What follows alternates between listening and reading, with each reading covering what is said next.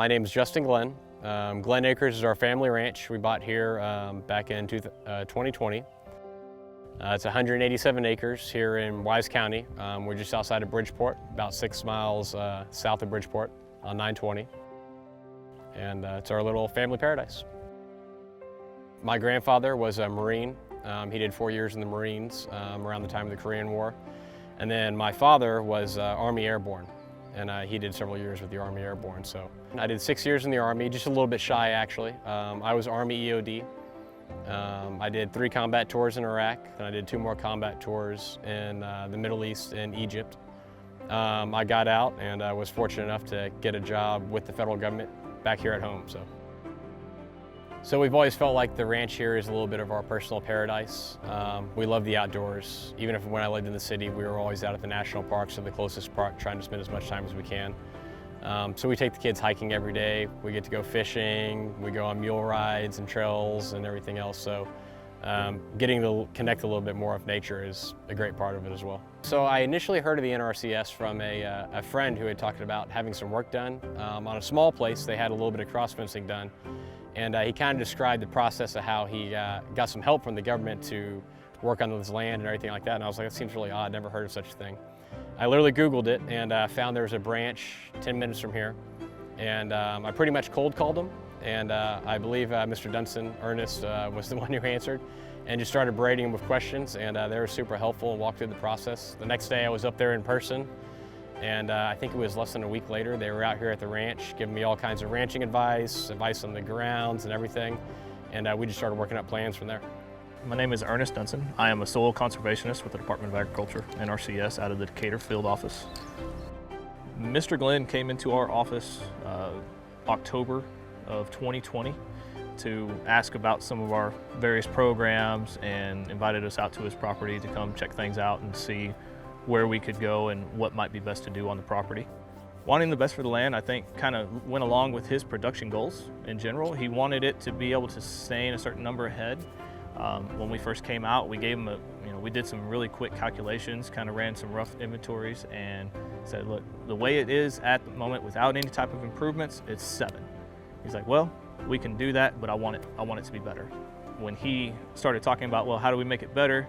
That's when we started pulling up all of our resource inventory maps and checking out ecological site descriptions and looking at the native grasses that we're typically seeing in that area. And we were seeing these same grasses that we found on our ecological site description. I built an entire seed list to follow up the brush management to improve his grazing as well, along with the fences. So now he's going to be able to rotate throughout his entire property, utilizing everything that we have. We've done quite a bit to date. I think we've done 3,600 foot of cross fencing. We've done 2 GSSs, ponds, grade stabilizing structures, try and help some of the soil erosion and help with the watering for the cattle and other critters. We've also done a planting on our north pasture, planted 22 acres, I believe. And I did some brush management.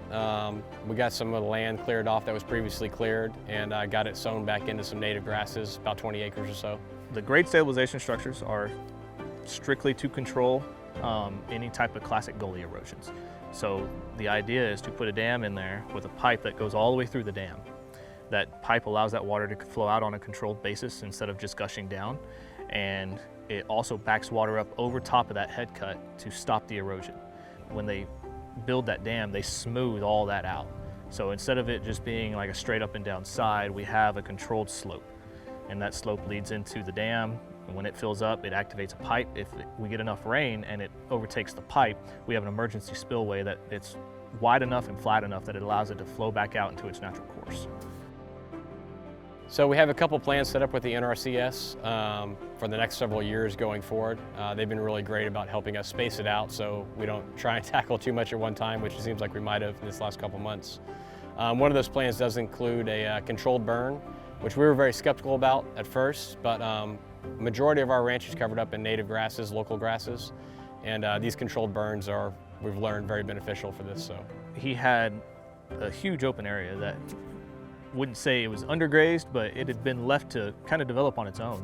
A lot of the grasses that we saw out there were a bunch of our native grasses, which are fantastic for grazing and easy to manage and to a certain extent. But we had found underneath that was dead thatch That dead thatch kind of chokes out any type of new growth, and with it being ungrazed, it was just everywhere. I mean, you could kick it and come out with a basketball amount size of just dead grass that was stopping any kind of production from the understory. So we had discussed doing a controlled burn, putting in fire breaks around that area, doing that in the fall to allow it to come back in the spring. So that would help improve his grazing system as well. I would like to thank the NRCS for all the work they've done for us. They really have been amazing, and not just the work we got done, but also the advice and helping us make future plans, even whether they include them or not. So they really have been great. I appreciate them and Mr. Dunston as well.